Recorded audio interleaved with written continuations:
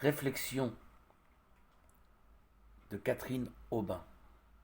Aujourd'hui, parler du renoncement, c'est aller à contre-courant des idéologies ambiantes. Or, tous, nous sommes appelés à renoncer, que ce soit dans l'amitié, le mariage, la vie professionnelle ou le quotidien de chaque journée.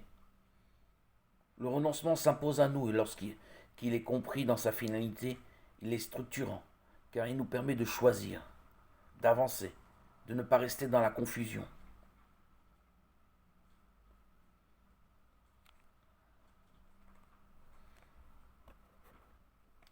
L'homme, la femme, en croyant se perdre, se trouve et se libère en abondance.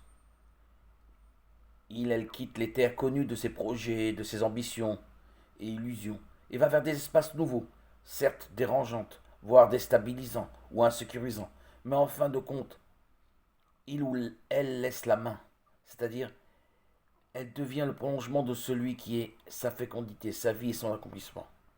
Car l'enjeu du renoncement n'est pas le renoncement pour lui-même, sa finalité est notre vocation et notre humanisation, notre devenir et notre sanctification. Le renoncement n'a de sens dans une perspective chrétienne que s'il est finalisé par le don. Pour Maître Eckhart, il s'agit de renoncer, de se détacher pour faire place à Dieu, car il s'est fait homme pour que l'homme soit fait Dieu.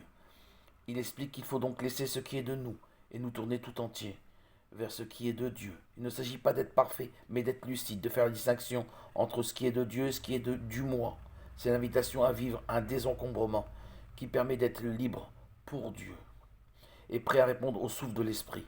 Alors la vie spirituelle peut devenir une aventure personnelle qui dépend de Dieu, mais aussi de notre liberté. Par conséquent, il enseigne ainsi que ce qu'il faut posséder avant tout, c'est un esprit libre, c'est-à-dire être décidé à laisser la place à Dieu, sans concurrence. Il faut donc s'entraîner à le laisser être grand en nous, à lui exposer nos misères. Tout le renoncement, selon Eckhart, est là.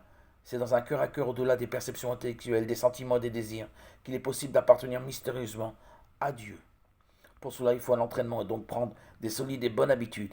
Il s'agira de s'examiner pour discerner et choisir quel désir profond est le plus important. Alors disparaîtront les mensonges, les marchandages et cette recherche perpétuelle de ce qui est bon pour nous-mêmes.